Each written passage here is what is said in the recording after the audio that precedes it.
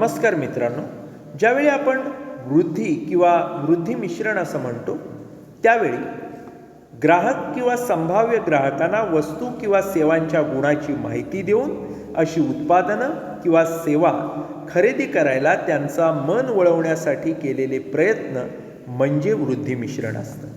या वृद्धी मिश्रणाचे जेव्हा आपण वेगवेगळे घटक म्हणतो तेव्हा त्याच्यामध्ये जाहिरात, प्रसिद्धी, त्याचप्रमाणे विक्रय वृद्धी, प्रत्यक्ष विपणन आणि जनसंपर्क अशा वेगवेगळ्या घटकांचा समावेश होत असतो।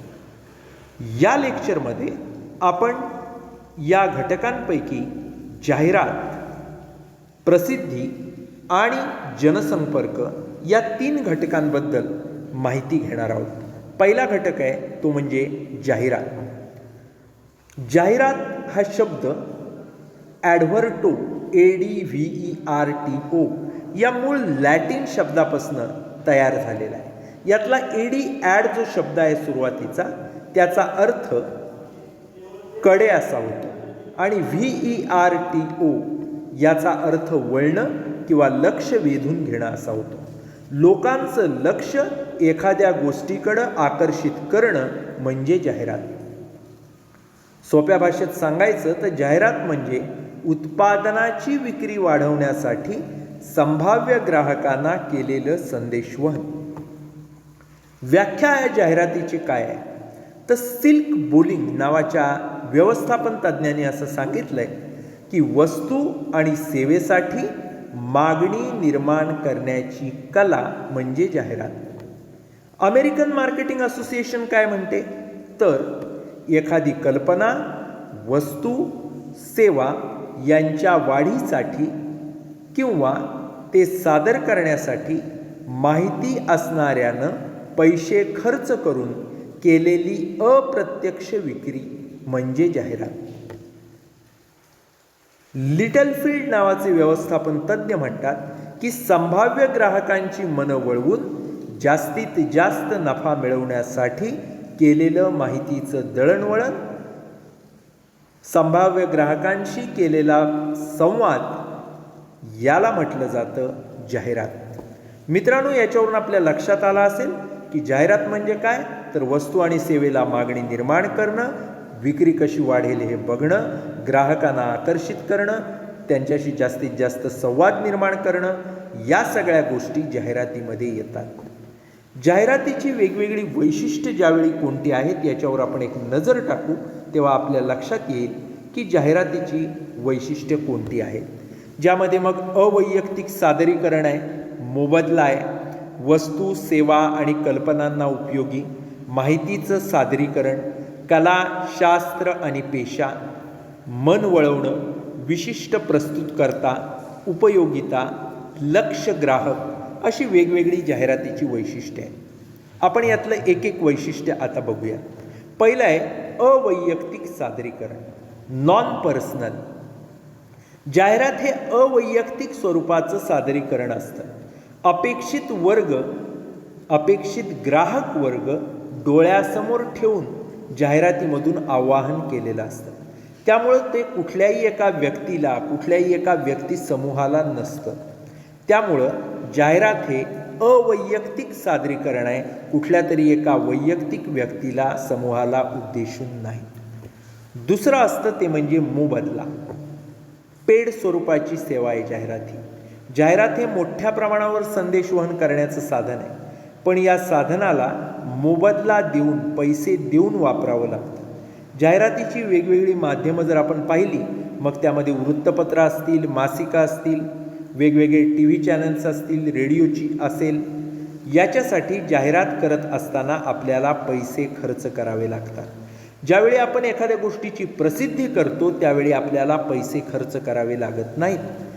आपण प्रगतिशील शेतकरी समजा आहोत, एखाद्या एकरच्या जागेमध्ये काहीतरी स्पेशल पीक लावून आपण 5-10 लाखाचं उत्पन्न घेतलं आणि त्याची जर प्रसिद्धी सह्याद्री वाहिनीच्या बातम्यांमध्ये झाली किंवा IBN लोकमत किंवा ABP माझावरती बातम्यांमध्ये सांगितलं तर त्यांना आपल्याला पैसे द्यावे लागत नाही, ते आपली फुकट प्रसिद्धी करत असतात, बातमी देत असतात। या उलट जर आपण एखादं प्रॉडक्ट तयार करतोय, आंब्यावर प्रक्रिया करून जर आपण मँगो पल्प तयार करतोय आणि त्याची जर काही सेकंदाची जाहिरात एखाद्या टी व्ही चॅनलवर करायची किंवा वृत्तपत्रात जाहिरात द्यायचे तर काही पैसे देऊन ती आपल्याला करावी लागेल. त्यामुळं प्रसिद्धी जेव्हा होत असते तेव्हा त्याला पैसे द्यावे लागत नाहीत.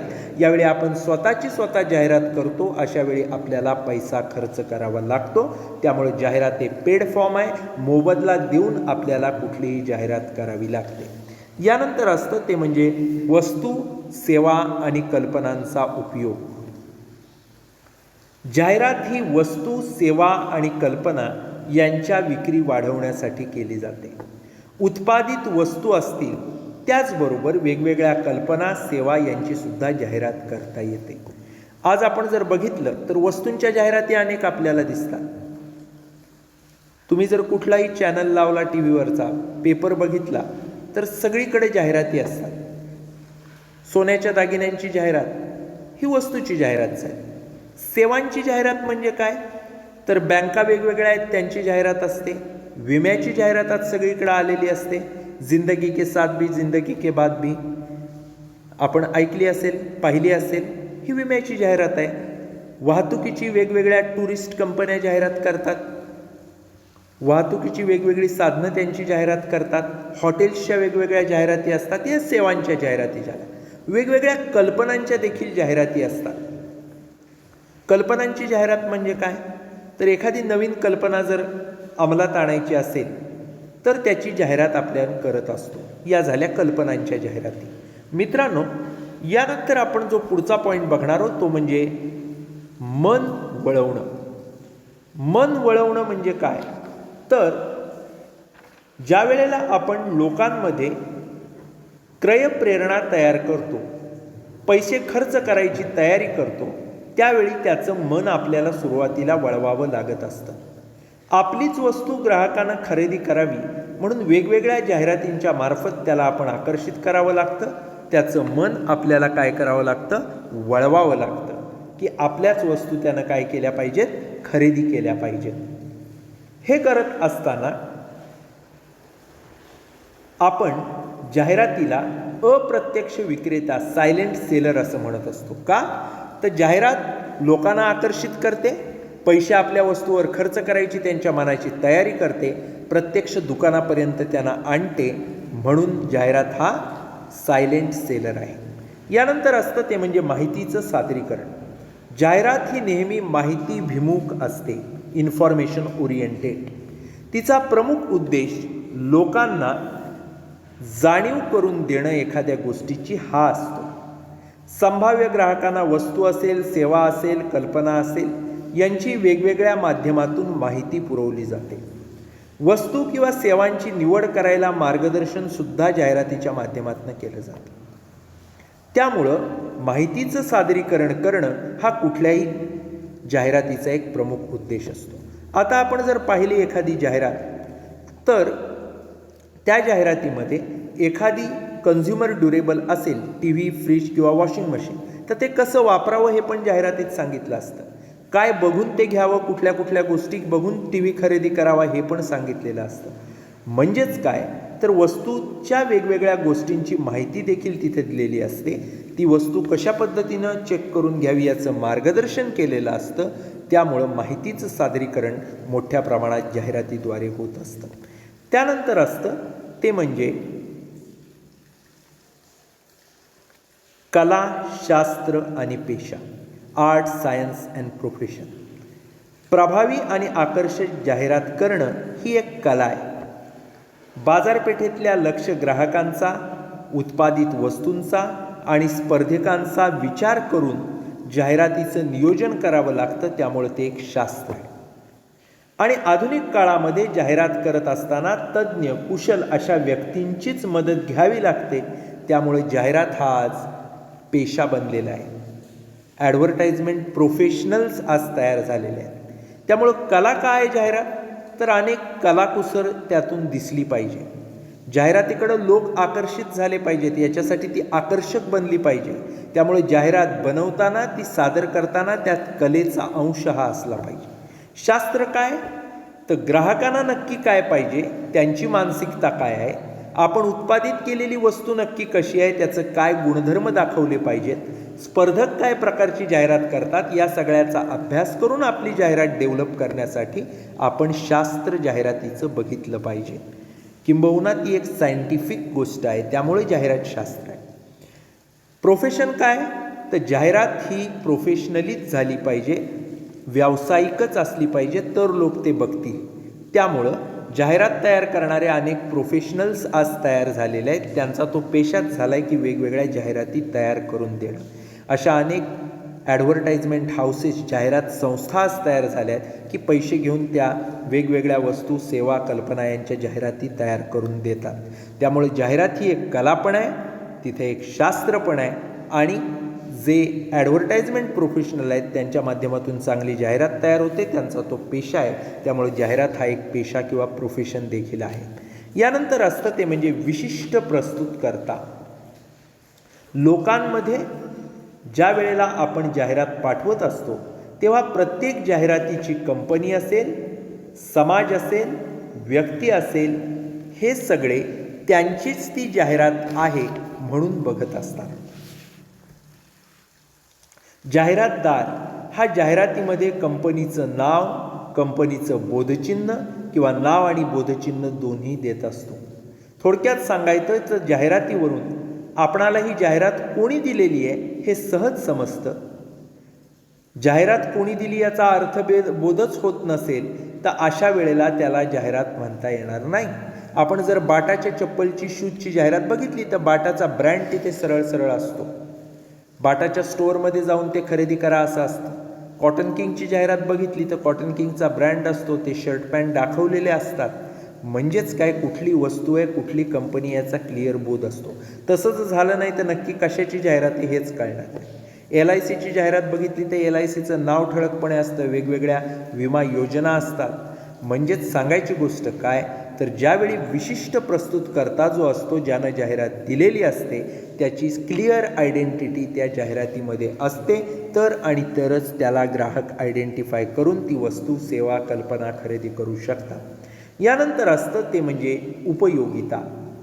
जाहिरात म्हणजे वस्तू आणि सेवांच्या विक्रीकरता माहिती पुरवण्याचं साधन आहे. पण जाहिरातीचा उपयोग हा संदेशाद्वारे वस्तूची उपयोगिता निर्माण करून ग्राहकांना आकर्षित करण्यासाठी होतो. म्हणजे काय, तर ग्राहकाला एखाद्या गोष्टीची नुसती माहिती सांगून जाहिरात थांबत नाही, तर त्याच्या मनामध्ये त्याची मानसिकता तयार करते, त्याच्या क्रयप्रेरणेला उत्तेजन देते, आणि ज्या वस्तूची माहिती आपण सांगितली आहे ती खरेदी करायला ग्राहक तयार होतो. त्याच्या मनात अशी भावना निर्माण होते की यस, या वस्तूत आपल्यात उपयोगिता आहे. ही जाहिरात मी बघितली, ती वस्तू मला खरंच कामाची आहे, उपयोगाची आहे. त्यामुळं त्याच्या उपयोगितेला कुठंतरी आव्हान मिळतं, आणि जी त्याची हिडन मानसिक मागणी असते तिला क्रयप्रेरणेची साथ मिळून व व्यक्तीची इच्छा प्रेरित होते. त्याला मदत करणारा पैसा त्याच्याकडं असतो, त्याला देखील आव्हान मिळतं, आणि इच्छा आणि पैसा एकत्र आले की त्या इच्छेचं रूपांतर मागणीमध्ये होतं, त्यामध्ये उपयोगिता त्याला दिसायला लागते, आणि ती वस्तू तो व्यक्ती खरेदी करतो. यानंतर असतं ते म्हणजे लक्ष्य ग्राहक, टार्गेट कन्झ्युमर्स. जाहिरात ही ठराविक किंवा लक्ष्य ग्राहक डोळ्यासमोर ठेवूनच तयार केली जाते. मग ते उच्च उत्पन्न गटातले ग्राहक आहेत का, मध्यम उत्पन्न गटातले आहेत का, मुलं मुली आहेत का, तरुण, याच्यावर लक्ष्य ग्राहकाचे गट तयार केले जातात. आता जर आपल्याला मर्सिडीज कारची जाहिरात करायची असेल तर ती उच्च उत्पन्न गटासाठी असणार आहे. मग ते आपल्याला इंग्लिश वृत्तपत्र, इंग्रजी मासिकं किंवा इंग्रजी चॅनल्स याच्यावर द्यायला लागेल. कॉलेज गोईंग यूथसाठी जर आपण जीन्स टी शर्टची जाहिरात करणार असेल, काही ॲक्सेसरीज त्यांना देणार असू, तर त्याची जाहिरात हे क्रिकेट IPLच्या मॅच याच्यामधून करायला लागेल, किंवा तरुणाईला आवडणारे काही कार्यक्रम असतील त्याच्यात करावी लागेल, तरुणाईसाठी जी मासिकं असतील, वृत्तपत्र असतील त्याच्यात करावी लागेल. मध्यम उत्पन्न गटातल्या लोकांना जर जाहिरात करायची असेल तर ते जे चॅनल्स बघतात, जे सिरियल्स बघतात त्याच्यामध्ये त्याची जाहिरात करावी लागेल. म्हणजेच काय, तर आपला लक्ष्य ग्राहक कोण आहे, त्यांना नक्की काय पाहिजे, ते नक्की काय पाहतात, ते नक्की काय वाचतात, या माध्यमामध्येच आपल्याला जाहिरात करणं हे गरजेचं असतं. ही झाली जाहिरातीची वेगवेगळी वैशिष्ट्य.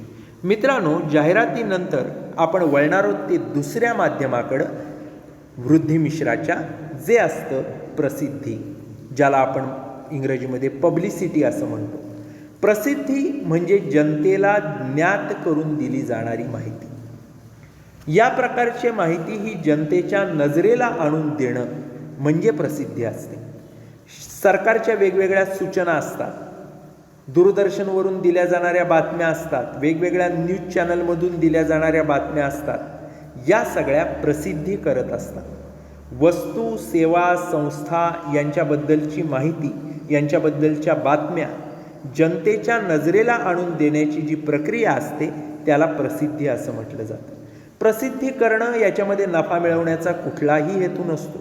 प्रसिद्धी करताना कुठलाही मोबदला ज्याची प्रसिद्धी करतोय त्याच्याकडून घेतला जात नाही. प्रसिद्धी ही व्यवसायात विना मोबदला बातमी जनतेपर्यंत पोहोचवते. आता रिलायन्समध्ये काय घडलं, टाटा उद्योग समूहात काय घडलं, महिंद्रामध्ये काय घडलं, किर्लोस्कर उद्योग समूहात काय घडलं, लगेच त्याची बातमी आपल्याला न्यूज चॅनल्सवर बघायला मिळते. टाटा जिओचं कुठलं लॉन्चिंग असेल, कुठलं फंक्शन असेल, लगेच त्याची बातमी येते. कुठल्याही कंपनीनं जर IPO काढला, लगेच बातमी येते. कुठला नवीन मोबाईलचा ब्रँड अस्तित्वात आला, लगेच बातमी येते. म्हणजेच सांगायची गोष्ट काय की यांची प्रसिद्धी आपोआप होते, ग्राहकांना ते कळतं आणि त्यासाठी त्यांना पैसे मोजावे लागत नाहीत. प्रसिद्धी ही व्यवसायात विनामोबदला जनतेपर्यंत बातमी पोचवत असते. जाहिरात किंवा इतर माध्यमामधून होणारी जी प्रसिद्धी असते त्या प्रसिद्धीपेक्षा ही फुकट होणारी प्रसिद्धी असते, त्याचे काही फायदे देखील असतात. पहिली गोष्ट अशी की जाहिरात आणि विक्रय वृद्धी यांच्यापर्यंत पोचत नाही, त्यांच्यापर्यंत प्रसिद्धी पोचते. जाहिरात ही आपण ठराविक कालावधीची केलेली असते. आपण जिथं जाहिरात केले तिथलं जर त्यानं चॅनल ते बघितलं, ते वृत्तपत्र वाचलं तरच त्याच्यापर्यंत ते पोचेल. पण प्रसिद्धीचं मात्र असं नसतं. जिथून प्रसिद्धी होते ते माध्यम ज्यांच्यापर्यंत पोहोचत असेल त्या सगळ्यांपर्यंत आपल्या वस्तूची, सेवेची, कल्पनेची माहिती पोचते. दुसरा फायदा हा असतो की जाहिरात आणि माध्यमांच्या तुलनेत प्रसिद्धी ही जास्त विश्वसनीय असते. जाहिरात ही आपण स्वतःची स्वतः करत असतो. स्वतःबद्दल प्रत्येकजण चांगलंच बोलत असतो, त्यामुळं आपण आपली जाहिराती चांगलीच करणार, त्यामुळे ती तेवढीशी विश्वसनीय नसते. ग्राहकाला खात्री नसते की जाहिरात 100% खरी आहे. त्यात जे आपण सांगितलं आहे ते खरंच असेल असं ग्राहकाला वाटत नाही. याउलट प्रसिद्धी ही खरी असते, कारण आपण कोणाला पैसे दिलेले नसतात. बातमी देत असताना त्यातली सत्यता पडताळूनच ती दिली जात असते, कारण आपल्याकडून त्यांना काय फारसा फायदा मिळणार नसतो. त्यामुळे वस्तुस्थितीच ते लोकांसमोर ठेवतात, त्यामुळे ती लोकांना जास्त विश्वसनीय वाटते. त्यानंतर असतं ते म्हणजे सर्वसाधारणपणे ही विना मोबदला असते. त्यामुळं आपल्याला पैसे, वेळ काही खर्च करावं लागत नाही. त्यामुळं हे फुकट होत असतं. व्यवसायाचा कोणताही वेळ, पैसा याच्यावर खर्च होत नसतो, त्यामुळे हे फायदेशीर असतं. यानंतर असतं जास्त माहिती पुरवणं शक्य. जाहिरात जर आपण केली तर वृत्तपत्रातली ठराविक स्पेस आपल्याला घ्यावी लागते. चॅनलचा ठराविक सेकंदांचा वेळ घ्यावा लागतो, कारण याची किंमत प्रचंड असते. याउलट प्रसिद्धी मात्र काही मिनटं करता येते. बातमी जर आली तर पेपरमध्ये अर्धा पाव पानसुद्धा येऊ शकते. त्यामुळं जास्त जागा, जास्त माहिती पुरवणं, जास्त वेळ जाहिरात करणं हे प्रसिद्धीच्या माध्यमातून शक्य होत असतं. हे प्रसिद्धीचे काही फायदे आहेत. जाहिरात आणि प्रसिद्धी याच्यानंतर तिसरं जे आपण माध्यम बघणार आहोत ते आहे जनसंपर्क. जनसंपर्क या माध्यमामधून देखील आपल्या व्यवसायाची, आपल्या वस्तुसेवांची माहिती लोकांना मिळत असते. आता काय असतो हा जनसंपर्क? तर ज्यावेळी आपण जनसंपर्क असं म्हणतो त्यावेळी जनसंपर्क किंवा पब्लिक रिलेशन हे विपणनामधलं एक महत्त्वाचं असं व्यवस्थापन कार्य आहे, हे आपल्याला लक्षात घ्यायला लागतं. जनसंपर्काच्या माध्यमातून आपल्या व्यवसायाबद्दल लोकांचा काय दृष्टिकोन आहे ते पडताळून बघून त्यांच्याशी संज्ञापन प्रस्थापित केलं जातं. त्यामुळे लोकांचा विश्वास, आपल्या उत्पादनाबद्दलची स्वीकृती हे साध्य करता येतं. जनसंपर्काचं कार्य हे 3 टप्प्यामध्ये होत असतं. लोकांचा दृष्टिकोन पडताळणं आणि समजून घेणं हा पहिला टप्पा असतो. लोकांना आवडलेली संघटनेची धोरणं कोणती, पद्धती कोणत्या हे शोधून काढणं हा दुसरा टप्पा असतो. आणि लोकांचा विश्वास आणि स्वीकृती संपादनासाठी संज्ञापन कार्यक्रम विकसित करणं हा तिसरा टप्पा असतो. जनसंपर्काचं काम जेव्हा आपण करत असतो त्यावेळी त्यात वेगवेगळे पक्ष असतात, वेगवेगळ्या संघटना असतात. कोणते पक्ष असतात? तर पहिला पक्ष असतो ग्राहक. ग्राहक हा आपल्या उद्योग संस्थेचं टिकवून ठेवणारा घटक असतो, किंबहुना त्यांच्यावर आपल्या उद्योग संस्थेची वाढ, आयुष्य, अस्तित्व अवलंबून असतं. त्यामुळं ग्राहक हा जनसंपर्काचा महत्त्वाचा घटक आहे. प्रत्येक ग्राहकाशी आपला संपर्क राहणं गरजेचं असतं. दुसरा असतो तो म्हणजे पुरवठादार. आपल्याला कच्चा माल असेल, यंत्रसामग्री असेल, याचा पुरवठा करणारी व्यक्ती म्हणजे पुरवठादार. हे आपल्याला उधारीवरती वस्तू पुरवत असतात, क्रेडिट देत असतात, किफायतशीर दरानं वस्तू देतात, डिस्काउंट्स देतात. त्यामुळे त्यांच्याशी नीट संपर्क असणं गरजेचं आहे. तिसरे असते ती म्हणजे जाहिरात संस्था. आपली जाहिरात योग्य प्रकारे, चांगल्या प्रकारे बनवणं, चांगल्या प्रकारे ती एअर करणं, लोकांपर्यंत पोहोचवणं, किफायतशीर दरात जाहिरात बनवून देणं, वेळेत बनवून देणं, ही सगळी कामं जाहिरात संस्था करतात. त्यामुळे त्यांच्याशी संपर्क महत्त्वाचा असतो. त्यानंतर असतात शासकीय किंवा सरकारी विभाग. आपल्या उद्योगाला वेगवेगळ्या परवानग्या काढण्यासाठी, टॅक्सेस पेड करण्यासाठी, शासनाच्या धोरणांची अंमलबजावणी आपल्या माध्यमातून योग्य प्रकारे करण्यासाठी, शासनाच्या निर्णयांना पूरक असा व्यवसाय चालवण्यासाठी या सरकारी विभागांशी संपर्क ठेवावा लागतो. यानंतर असतात ते म्हणजे विक्रेते. विक्रेते हे आपल्या व्यवसायाचे दिशादर्शक असतात. ग्राहकांना काय हवंय नको हे त्यांना चांगलं कळतं. ते त्याप्रमाणे आपल्याला सूचना देतात. त्याप्रमाणे आपल्या उत्पादनात आपल्याला बदल करता येतात, किमतीत बदल करता येतात. त्यामुळे विक्रेत्यांशी अत्यंत जवळचे संबंध, चांगले संबंध आणि नियमित संज्ञापन होणं गरजेचं असतं. यानंतरचा घटक असतो तो म्हणजे कामगार संघटना. आपला व्यवसाय जर व्यवस्थित चालवायचा असेल तर कामगार खुश राहिले पाहिजेत. यासाठी कामगार संघटनांशी नियमित वाटाघाटी केल्या पाहिजेत. त्यांच्या मागण्या काय आहेत, त्यांना काय हवं आहे आणि ते कशा प्रमाणात देता येईल हे बघून त्याप्रमाणे व्यवसाय संस्थेला काम करावं लागतं. यानंतर असतं ते म्हणजे सामाजिक संघटना. व्यवसाय हा समाजाचा घटक आहे. व्यवसायाला सामाजिक जबाबदारी असते. त्यामुळे वेगवेगळ्या सामाजिक संघटनांना मदत करणं, त्या काय सांगतात ते बघणं, ते ऐकणं, ते इम्प्लिमेंट करणं. त्याचप्रमाणे CSR किंवा आपल्या व्यवसायाच्या सामाजिक जबाबदारीसाठीतून सामाजिक संघटनांना काही मदत करणं, समाजासाठी वेगवेगळे कामं करणं, समाजाशी संबंध प्रस्थापित करणं, हे देखील आपल्याला करावं लागतं. या गटांबरोबरच व्यवसाय संघटनेचे जे संबंध असतात ते संबंध हे जनसंपर्कासाठी अत्यंत गरजेचे असतात आणि त्या माध्यमातून व्यवसायाची एक प्रतिमा तयार होत असते आणि त्या प्रतिमेचा फायदा हा व्यवसायाला विक्री वाढवण्यासाठी, नफा वाढवण्यासाठी, बाजारपेठेतलं आपलं स्थान निर्माण करण्यासाठी होत असतो. मित्रांनो, या लेक्चरमधनं आपण वृद्धिमिश्रामधल्या जाहिरात, प्रसिद्धी आणि जनसंपर्क या 3 घटकांमध्ये नक्की काय काय केलं जातं याचा आढावा घेतलेला आहे. या ठिकाणी आपण थांबूयात. धन्यवाद.